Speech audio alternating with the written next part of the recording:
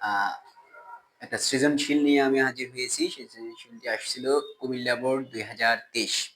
কুমিল্লা বোর্ডে আসছিল, খুবই গুরুত্বপূর্ণ একটি সৃজনশীল। দেখো প্রথম প্রশ্ন, এটি হচ্ছে আমাদের উদ্দীপক। হ্যাঁ, এটা হচ্ছে চিত্র 1, এটা হচ্ছে চিত্র 2। ক নাম্বার প্রশ্ন হচ্ছে অ্যাডার কি।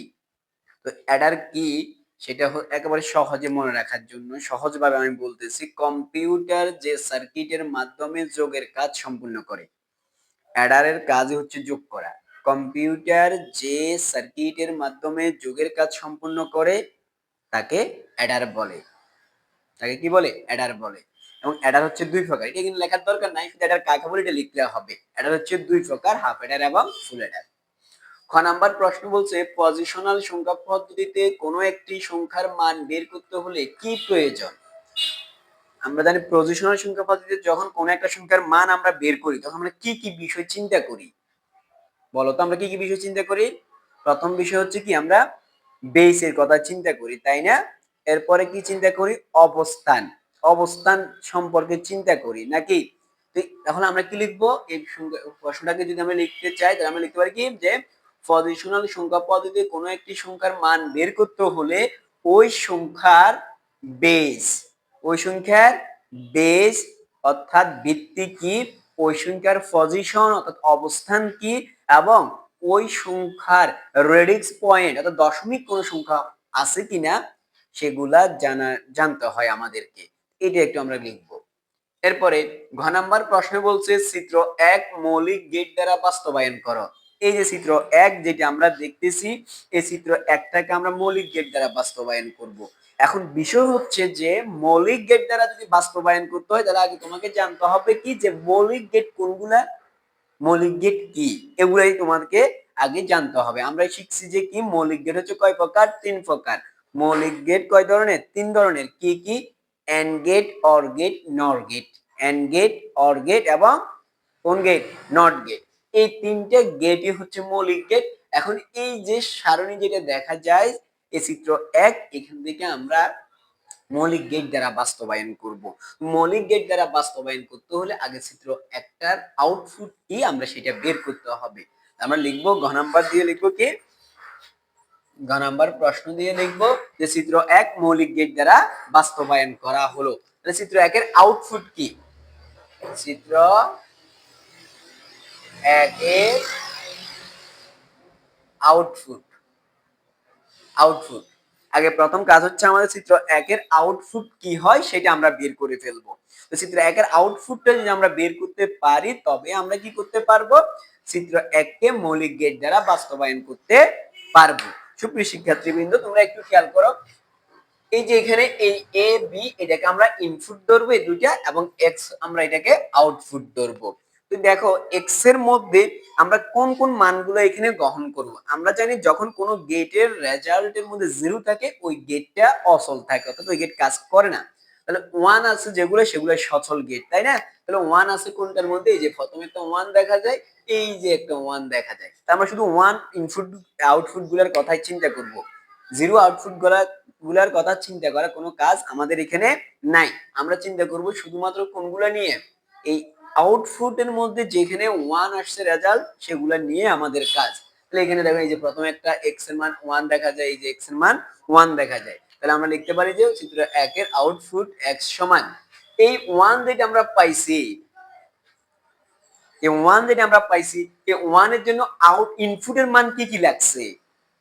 1 পাওয়ার জন্য আমার ইনপুট মান কি কি লাগছে আগে আমরা সেটা একটু চিন্তা করি। এই যে দেখো এটা হচ্ছে ইনপুট 1, এটা হচ্ছে আউটপুট। আর এর এদিকে যেগুলা এই এ বি এর মান, এই এ এর মান, এগুলো হচ্ছে ইনপুট। এই 1টা আমরা কখন পাইছি? যখন বি এর মানও 0, এর মানও 0। এর ভ্যালু যখন 0, বি এর ভ্যালু যখন 0, তখন যায় আমাদের আউটপুট আসছে 1। আর আমরা জানি 0 হচ্ছে 1 এর বিপরীত। 0 এবং 1 কি? বিপরীত। যখন কোন গেটে যখন কোনো কিছুর রেজাল্ট 0 আসে তখন তার মান হচ্ছে সেটা বিপরীতে আছে। তো বিপরীত থেকে আমরা কি লিখতে পারি? এর মান 0 তার মানে এ বার। এর মান 0 তার মানে কি? এ বার। বি এর মান 0 তার মানে হচ্ছে বি বার। এর মান 0 এ বার, বি এর মান 0 বি বার। অর্থাৎ এগুলো নেগেটিভে আছে, এজন্য আমরা বাদ দিলাম। এরপরে আরো একটা রেজাল্ট রয়ে গেছে, এজন্য প্লাস। এবার এ ওয়ান এর জন্য ইনপুট কি কি আছে, এর মান ওয়ান, বি এর মান ওয়ান।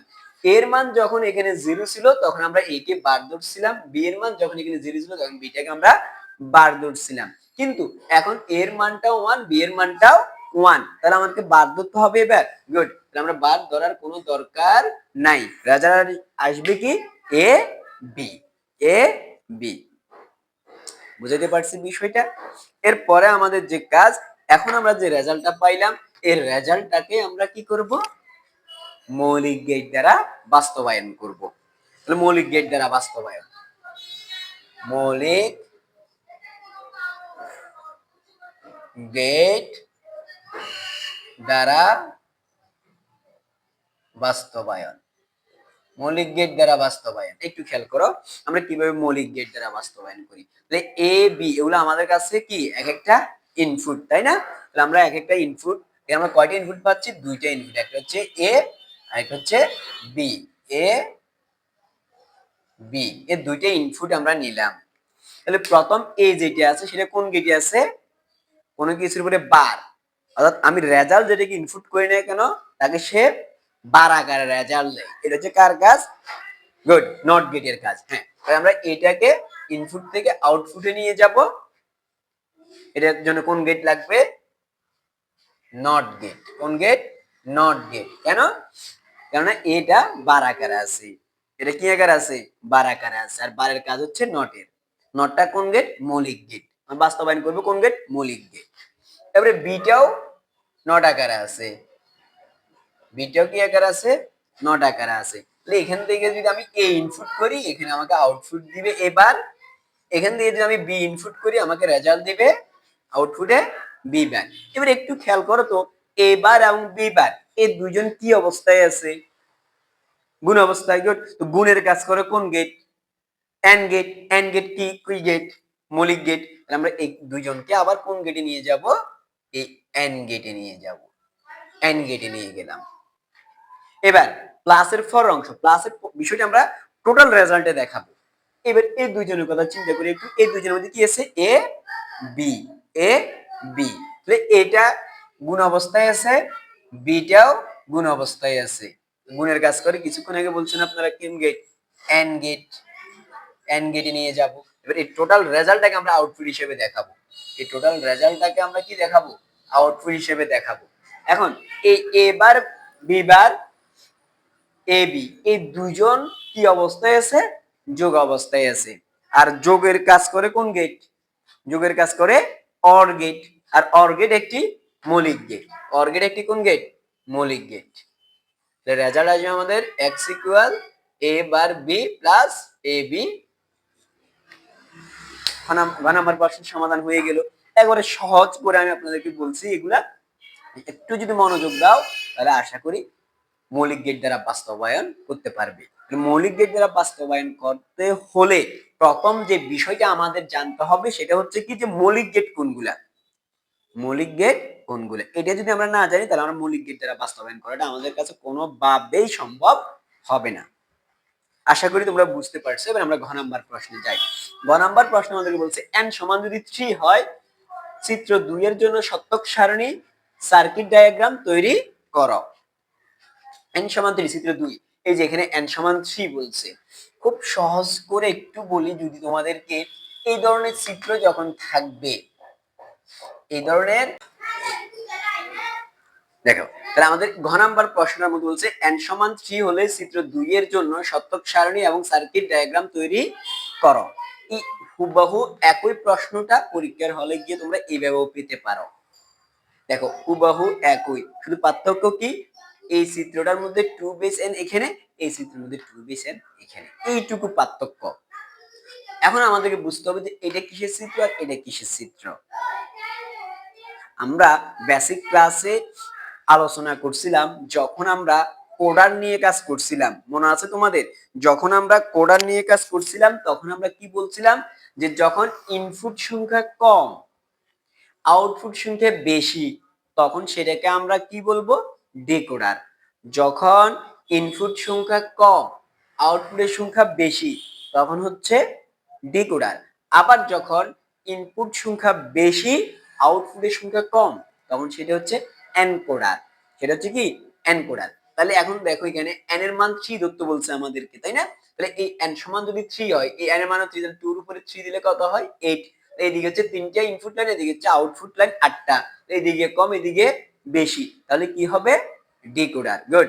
আর এদিকে যদি খেয়াল করি, এদিকে যদি আমরা 3 ধরি, তাহলে 3 2 এর উপরে কিউব 8, আর এখানে হবে 3, এদিকে হচ্ছে 8টা, এদিকে হচ্ছে 3টা, তাহলে এটা হচ্ছে কিসের চিত্র? এনকোডারের চিত্র। তাহলে আমরা এখানে যে ডিকোডার পাইলাম, এটা এনকোডার পাইলাম। এখন আমাদেরকে বলছে কি করার জন্য? সত্যক সারণী তৈরি করার জন্য। কার সত্যক সারণী? ডিকোডারের সত্যক সারণী। তাহলে এখানে n সমান যদি কি হয় 3 হলে, n সমান 3 হলে, n সমান যদি 3 হয়, তাহলে ইনপুট হবে 3 এবং আউটপুট হবে কত? 2 বেস n সমান 2 কিউব সমান কত? 8, যা একটি ডিকোডারের প্রতীকী চিত্র। ঠিক আছে? তাহলে আমরা পাইলাম যে এটি একটি ডিকোডারের প্রতীকী চিত্র। তাহলে ডিকোডারে কি তৈরি করব আমরা? সত্যক সারণী। সত্যক সারণী। কিসের সত্যক সারণী করব আমরা? ডিকোডারের সত্যক সারণী করব। 3 ইনপুট বিশিষ্ট। এই 3 ইনপুট বিশিষ্ট যখন সত্যক সারণী করব, তখন আমাদের ইনপুটের দিকে 3টা ঘর আমরা তৈরি করব, আউটপুটের দিকে 8টা ঘর তৈরি করব। মনোযোগ দিলে তাহলে এই সত্যক সারণী, ডিকোডার বলুক, এনকোডার বলুক, যাই বলুক না কেন, একেবারে সহজেই তোমরা পরিবর্তন করতে পারবে, শুধু একটু মনোযোগের প্রয়োজন। এটা হচ্ছে ইনপুট এ বি সি নিলাম, 7 এ 8, এ 8টা ঘর নিলাম এখানে। আউটপুটে কি হয়? আউটপুট হচ্ছে D0, D1, D2, D3, D4, D5, D6, D7, এগুলো হচ্ছে আমাদের output. D2, D3, D4, D5, D6, D7। দেখেন, তাহলে এটা হচ্ছে আমাদের ডিকোডারের একটা সত্যক সারণী তৈরি করতেছি। সত্যক সারণীকে আবার সত্যক সারণী না বলে ট্রুথ টেবিল বলতে পারে। তাহলে ট্রুথ টেবিলে মনে রাখতে হবে, সত্যক সারণী যা, ট্রুথ টেবিলেও তা। আমরা ইনপুট গুলো পূরণ করি। আমরা গেট যখন করছিলাম, সেখানে যে সারণী গুলো তৈরি করা দেখাইছি তোমাদেরকে, ঠিক একই নিয়মে আমরা এখানে সারণী ইনপুট গুলো পূরণ করে ফেলবো। যখন 8টা ইনপুট আসে, তখন আমরা এখানে 4টা 0, 4টা কি দিতে হবে বলছিলাম? 1। পরবর্তী করে 2টা 0, 2টা 1। মনে আছে কিনা তোমাদের? 2টা 0, 2টা 1, 2টা 0, 2টা 1। প্রথম করেছে 4টা 0, 4টা 1। পরবর্তী করে আসবে কি তাহলে? একটা 0, একটা 1, একটা 0, একটা 1, একটা 0, একটা 1। বাস, ইনপুটের লাইন পূরণ করা হয়ে গেছে। এবার আউটপুটটা কিভাবে আমরা করব? একটা কৌশল আছে, যেটা দিয়ে আমরা আউটপুট গুলো পূরণ করতে পারবো। অনেকেই এটা ভুল করি আমরা। তাহলে আউটপুট যখন আমরা পূরণ করব, এই D0 মানে হচ্ছে প্রথম করে আমরা 1 দিব। D0 মানে হচ্ছে কি আমরা প্রথম ঘরে 1 দিব। আর D1 মানে এক ঘর পরে 1, D2 মানে দুই ঘর পরে 1, D3 মানে তিন ঘর পরে। দেখেন 1 2 3, তিন ঘর পরে 1। D4 মানে তাহলে কয় ঘর? 4 ঘর। D5 মানে কয় ঘর? 5 ঘর। D6 মানে কয় ঘর? 6 ঘর। D7 মানে কয় ঘর? 7 ঘর। বুঝে গেছে? বাকি ঘরগুলা 1 গুলা, হ্যাঁ, D0 মানে হচ্ছে এক প্রথম ঘর থেকে 1 শুরু করব। আর D1 মানে একটা ঘর বাদ দিয়ে তারপরে ঘরে 1। D2 মানে হচ্ছে দুইটা ঘর বাদ দিয়ে তারপরে ঘরে 1। অথবা কোনা 1 বসায়ও করা যায়। কোনা 1 বসায়ও করা যায়। বাকি যে ঘরগুলো খালি আছে, সেগুলো আমরা কি দ্বারা পূরণ করব? 0 দ্বারা পূরণ করব। প্রত্যেকটা ঘরে আমরা 0 বসাবো। পুরো ঘরটাতে আমরা 0 বসাবো। তাহলে এটা হচ্ছে আমাদের সত্যক সারণী। তোমরা এটা বসাই ফেলো। এরপরে ডায়াগ্রাম চিত্র কি তৈরি করতে বলছে? ডায়াগ্রাম চিত্র। তো এই যখনই ডায়াগ্রাম চিত্র অঙ্কন করতে বললো, আমরা প্রথম কাজ হচ্ছে 3টে ইনপুট আমরা অঙ্কন করব, এ বি এবং সি। এখন এখানে দেখেন, এই ডিকোডার কাজ করে গুণের কাজ। ডিকোডার করবে কিসের কাজ? গুণের কাজ। তো গুণের কাজ করবে সে, আমরা শুধুমাত্র ওই যে আমরা বলছিলাম আমরা ওয়ান আলা বিষয়গুলো চিন্তা করবো। এ ওয়ান শুধু এই ওয়ান সংক্রান্ত বিষয়গুলো নিয়ে আমাদের কাজ, এর বাইরে কোনো সংখ্যা নিয়ে আমাদের কাজ করার কোনো দরকার নাই। এ ওয়ান ডি জিরোর যে ওয়ানটা আছে, এই ওয়ানটা আমরা পাইছি কার কার কাছ থেকে? যখন ইনপুটে এর মান জিরো ছিল, বির মান জিরো ছিল, সি মান জিরো ছিল, তখনই আমরা ইনপুটের মধ্যে আউটপুটে ডি জিরোর ঘরে কত পাইছি?